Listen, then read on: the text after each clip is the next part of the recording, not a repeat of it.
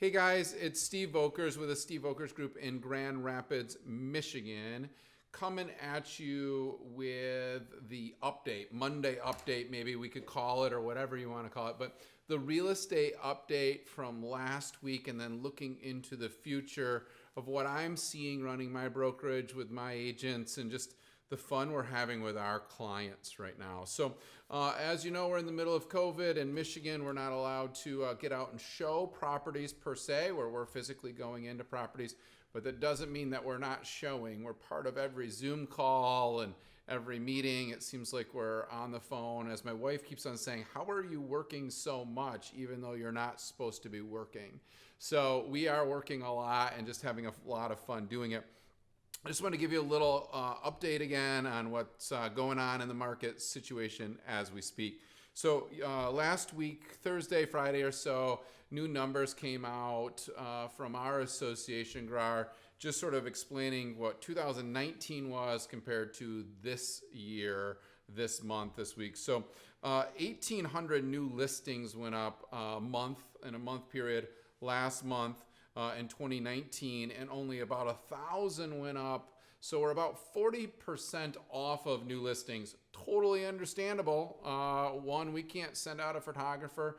Buyers have to do that photography. We can't do tours. Buyers have to do Zoom calls with us, and we've got a good process for that, but only a few or a smaller group of people are comfortable with that. So not surprising that we're 40% off when we're supposed to be staying at home.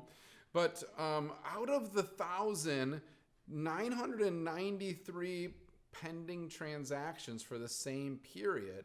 So some of those obviously were listed weeks before or months ago or whatever, but to see 1,000 units go up and 993 go pending, that tells you where supply and demand is still, right? So we're not seeing an influx of 1,000 listings and then all of a sudden not half of them stay in the market for a month or 2 months or whatever.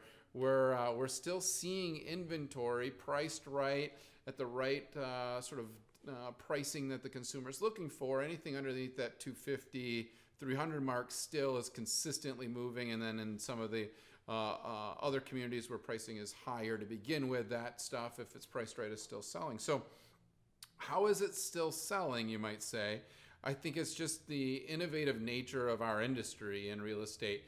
We're entrepreneurs, and so we're trying to figure out new and different methods to do so. And our value, I think, actually has grown, not gotten less. So when we're connecting with a seller or we're listing a property, yes, we're not paying the $300 for photography or whatever, but in the negotiations and the setup and the process and connecting buyer and seller, I think we're at an all-time high of the activity that we're doing. Some other things that just have come up, sign install. We got an email from our sign company saying that they believe, based on the new regulations from the governor that came out on Friday, that they're allowed to deliver and install signs again. So we're going to get some signs out in front of our new listings. And then a conversation I had with a client that went pending this weekend when we did a Zoom call after we got done doing a walkthrough of a property that they're going to buy and talking about them listing theirs.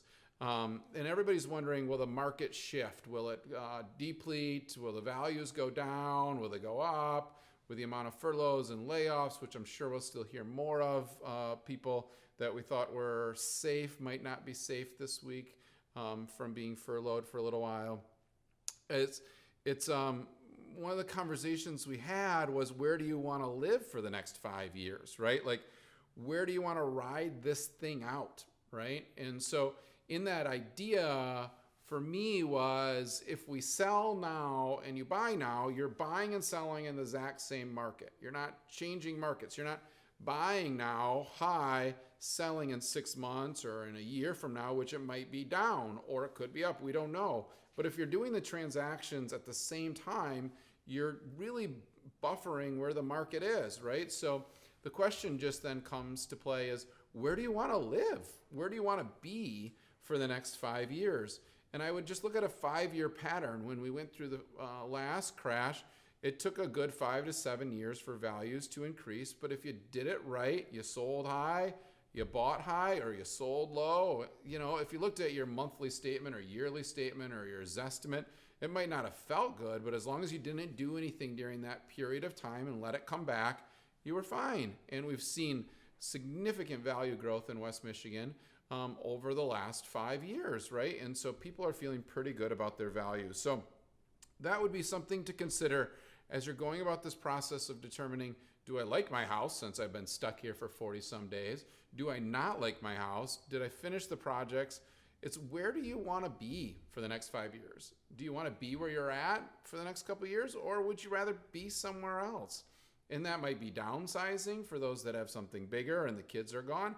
It might be upsizing where you realize that you're going to work from home for a lot longer than you thought, and you might have to establish a sort of work from home pattern for a while.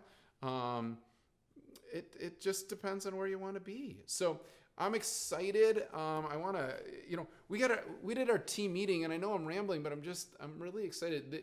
We did our team meeting this morning, and my agents are worried about not having enough bandwidth to show every buyer that they have locked in right now. So we have a significant amount of people that are ready to go. There's not enough properties that have hit the market to get them to go.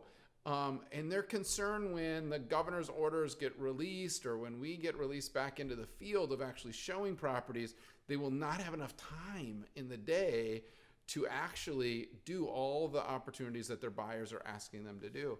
What a great problem to have, right? So we're excited. We're growing. We're going to look at bringing on a couple more agents into the brokerage potentially because of that bandwidth. But it's just a really good day to be in real estate. And so if you're sitting at your home and you're wondering what's going on, we'd love to help. If your agent or someone you know is telling you don't do anything, or that this isn't the right time, or the values are going to plummet and so you should wait it out, you know what, just reach out for a second opinion, either myself or one of our agents at Steve Oker's group. We'd love to just have that conversation with you to determine, is this the time? Or should you wait it out? I think that's the beauty of the consultation nature of our business and who we are. We didn't tell anybody first week, just wait, don't do anything. We said, let's play this out. Here's the scenarios, pluses and minuses. Is today the day or not? And that has served us well over the last 40 days as we're starting to help more sellers and more buyers do what we do best, which is help them buy and sell. Thanks, guys. I'm Steve Okers. Feel free to reach out to me or any of our agents. We'd love to be of service. Have a great day.